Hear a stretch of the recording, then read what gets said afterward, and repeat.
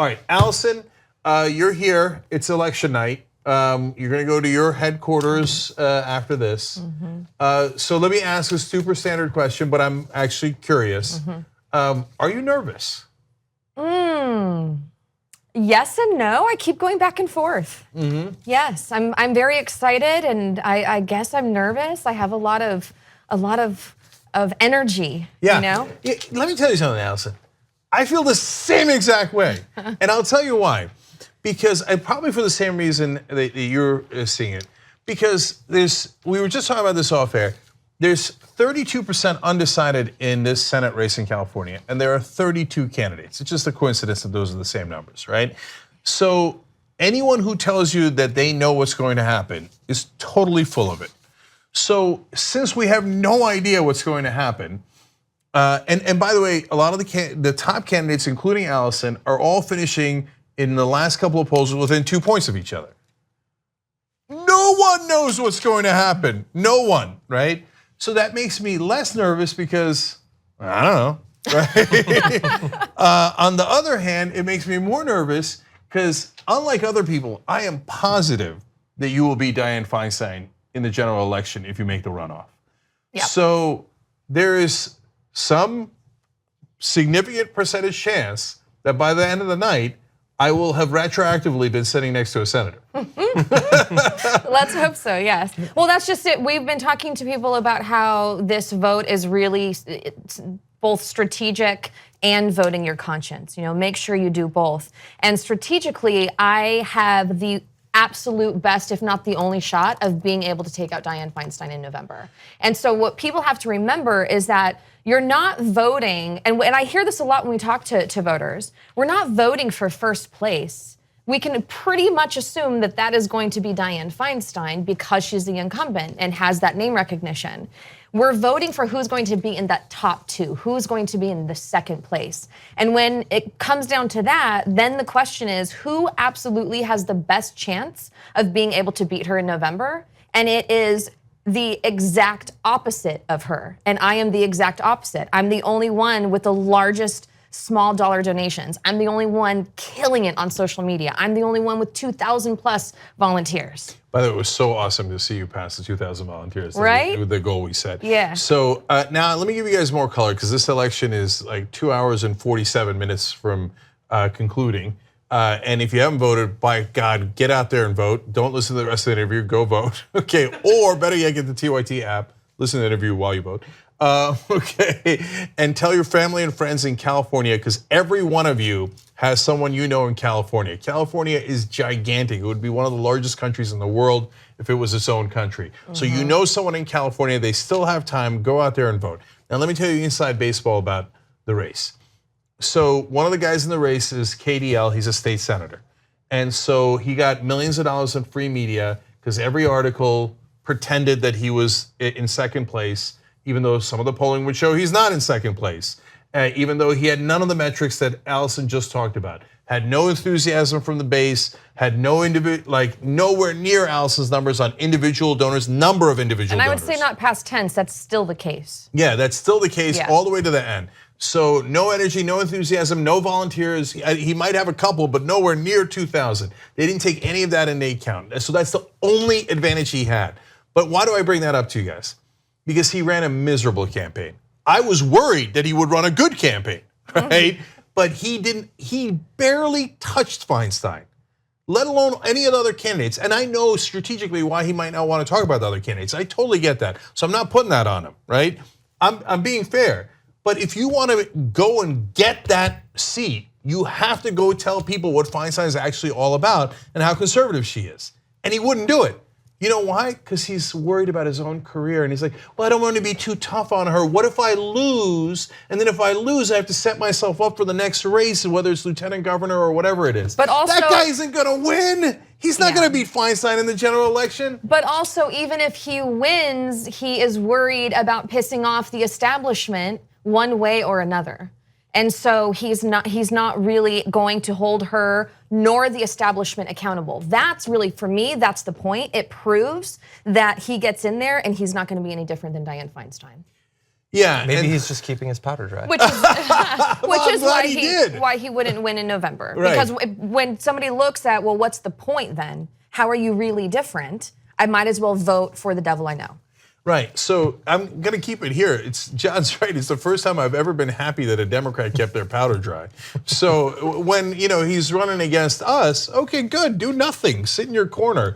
And I guess he's coasting off the idea that the establishment media is in favor of establishment candidates, and he was right about that, but he didn't do anything else. But if he gets into the general election and sits on his hands, to be polite, okay, well then he's not going to beat Feinstein, and what the hell was this for? And then if he does beat Feinstein, as you once said, Alison, then he becomes the establishment's backup plan. Yeah. No, we got to get a real progressive. Feinstein is so vulnerable. So when you guys were making calls, I talked about this earlier in the show, and you tell people 1 to 2 positions of Feinstein, what does her support drop to? Almost zero. I don't even know what it is. I think it's around 10. Yeah, it's like under 10. It was under 10, right, Joe? It's like whatever the number was, it was minuscule. Yeah. The people of California do not want a conservative Democrat. They want a progressive Democrat. Luckily, we got one sitting right next to me. Okay. Well, you know what? Not even Republicans want a conservative Democrat because they don't feel like they can trust them. I can't tell you how many people have told me, whatever their party is, at least I can trust that you have the best intentions and that you are really fighting to take down the corrupting influence of money in our political system. That matters more to me than somebody who's going to pretend to be on my side on some issues. Yeah.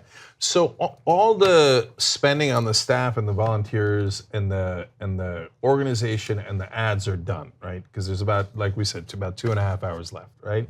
So there's no asking for money tonight. But I just want to give you guys credit. Because thanks to you guys and others in California and across the country, Alison raised over $400,000. Yeah. All small donors, no PACs at all. Okay, so that's amazing. You put her into the middle of this race, and if she wins tonight, she owes everything to her donors, which are you guys. Okay, so the other politicians, they get money from the defense contractors, the drug companies, the banks, etc. Alison got money from you guys. She owes you. So she's got to go out there and represent you. So now, Alison, you've done all you can. Only a couple hours left. There's still one party that you got to go through. And I know a lot of your supporters are going to be there. But what do you think at the end? Are you, you think about what would I do if I win? What would I do if I lose? I'm going to keep it real and ask you that. Of course. Yeah, I certainly think about both. And it's so hard to say. I want to get some sleep. Can I just have one full night's sleep, please? Regardless. Yeah. But if should I win, then it's now a whole new ball game going into the general. So it's a matter of going back to the table and figuring out now what are our steps, now how do we move forward. Our staff will grow, our volunteers will grow, and our strategy will grow as well. I've learned so much from this primary race that I'm going to take with me and make even better in the general. Now, should I not win? The question is, what's the next angle to come at the establishment to continue this movement and to continue this fight? There are so many ways that we can do this, and that's what I was doing with wolf-pac, of course, and that's what I was even doing as a teacher. So now it's just a matter of what's next, what's the best way. All of it's chipping away. This is the best and fastest way to get at it, but. Yeah, so one more inside baseball for you guys and one more question for you, Alison. So the inside baseball is, you have no idea how hard it is to run a campaign. Because think about it this way, you have to, in a minute, come up with your whole staff.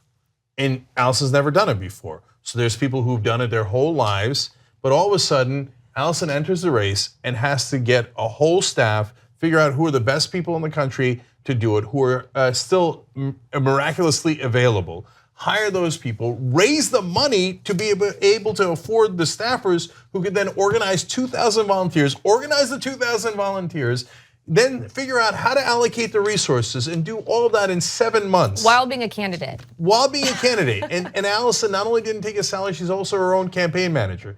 Yeah. It is nearly miraculous how quickly you got this thing together. And what did I say in the beginning? You're the best organizer I've ever seen, right? organized over 30,000 volunteers at wolf-pac, and boom, in 7 months, did amazing work on this campaign. I don't believe anyone else could have done it as well as quickly as you did. So thank you for that. And I wanted the audience to understand that, not only to appreciate it in your case, but just so they understand how difficult a process it is. Yeah. Sometimes people say, oh, why doesn't that person run? Do you have any idea how hard it is? There's somebody who came up to me at the March for Our Lives that I spoke at in Santa Ana, and he was telling me prior to that, I think, that he was thinking of running. Well, he decided to run for office, local office, I believe. And then I saw him again later, and he's like, okay, I did it, I pulled the plug, I'm running. And he's like, this is the hardest thing I've ever done. I had no idea what really goes into it. Yeah, look. It's like building a business, really. It is, and that's, I told you this before, which is, it's really hard to run a business, I know. And to be able to say, okay, now you're running a major business at this switch of a light. Yeah. Like, go right now, build a business, hire everyone immediately, and you have only 7 months to succeed. It's a nearly impossible task. And so, okay, so that gives me to my final question. By the way, there's still 2.5 hours left. You know someone in California, call them, email them, tell them to go out there and vote, okay? Whether it's you or it's a family member or a friend, there are a lot of people you know in California. Get out there and vote, plenty of time left still. Alison Hartson for United States Senate. Alison, so we've talked to you a lot. So give us now your concluding, I'm springing this on you, your final statement, your concluding remarks to the people of California to make your case. Okay, well, I would say that, all of you watch TYT, you watch independent news for a reason. We are sick and tired of what is happening in this country and around this world. One issue, one case, one piece of legislation after another. We cannot continue to keep complaining about it and voting the same way and making exceptions for our party. And I think that you know this. So we have to do every single thing in our power. It's the least we can do to make sure that we get somebody who is unbought and uncorrupted into office. And you know that I'm not taking a dime of corporate money. I'm not taking a dime of PAC money. I've been fighting to end this corruption, overturn Citizens United, make sure corporations aren't people, money isn't speech, so that we can, in fact, get a green economy, so that we can, in fact, get college for all and preschool for all and higher wages tied to inflation and Medicare for all. We get that by striking at the root. And we strike at the root by getting people in office who understand how that works and have the experience actually getting legislation passed through state legislatures, as I have for the better part of a decade. So the final thing I would ask of you is to really write down a list. Every single person you know, do you know for a fact that they have voted?